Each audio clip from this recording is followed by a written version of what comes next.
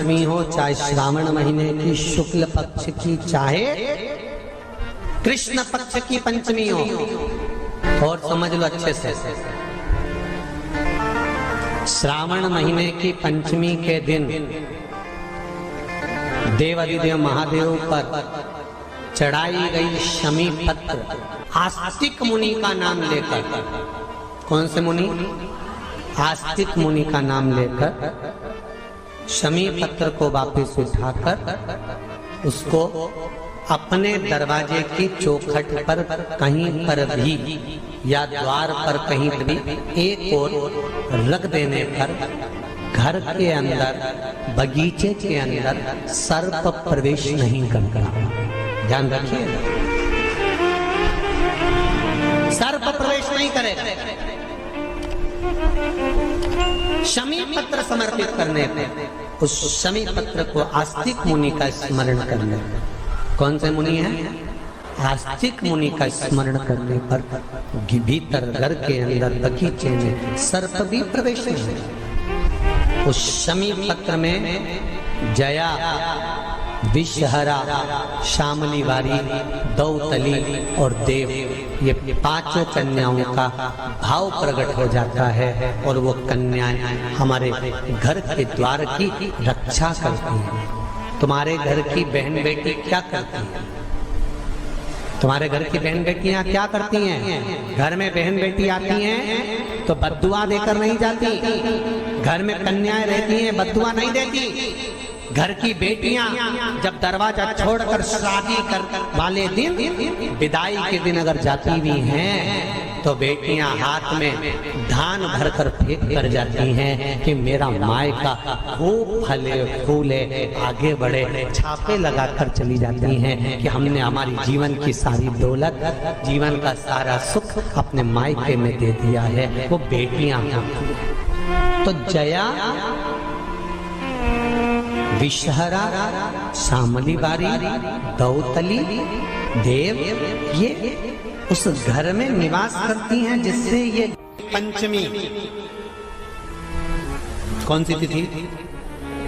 पंचमी, चाहे वो शुक्ल पक्ष की हो, चाहे वो कृष्ण पक्ष की। श्रावण महीने की पंचमी के दिन शंकर भगवान पर जिस परिवार के व्यक्ति का कांवड़ जल हमने बताया है आपको, जरूरी नहीं है कि डंडा बांधकर 2 कावड़ के जल के लोटे लेकर जाओ, आप अपने हाथ में भी 2 पात्र लेकर जा सकते हैं। पंचमी तिथि के दिन हाथ में 2 लोटे जल के, 2 कलश जल के जब हम शंकर भगवान को चढ़ाते हैं तो ऊपर जो कमंडल होता है शिव जी के ऊपर जलधारी होती है, जिसमें जया, विषहरा, शामली बारी, दौतली और देव, शंकर भगवान की 5 बेटियां जिसमें विराजमान होती हैं। जब हम जल समर्पित करते हैं, हमारे पीढ़ी में, परिवार में अगर कोई अधोगति में मर गया होता है, कुंवारी अवस्था में चले गया होता है, गर्भ में मर गया होता है, गर्भ के बाहर निकलकर भी अगर कुंवारी अवस्था में चले गया होता है, तो श्रावण महीने की दोनों पंचमी पर परिवार का अगर कोई एक व्यक्ति भी जल चढ़ा देता है शंकर भगवान पर, तो सर्प की योनि में नहीं पड़ता, जीव मुक्त हो जाता, प्रेत योनि में सर्प की योनि से मुक्त हो जाता।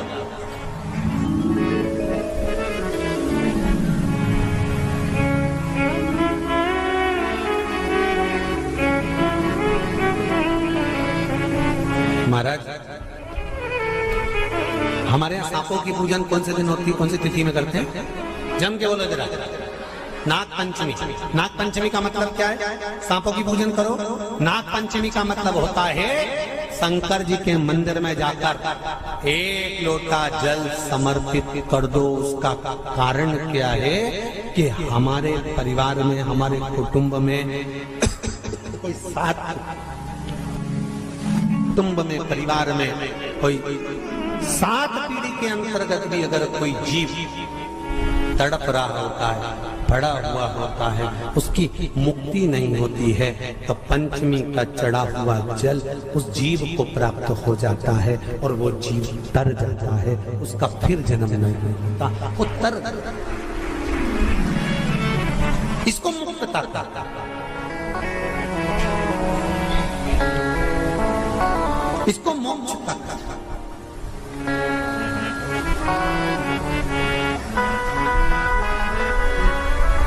ये मोक्ष इसी से कहेंगे कि ये मुक्त।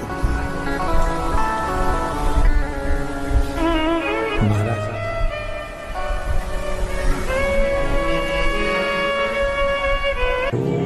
चाहे नाग पंचमी हो, चाहे श्रावण महीने की शुक्ल पक्ष की, चाहे कृष्ण पक्ष की पंचमी हो, और समझ लो अच्छे से,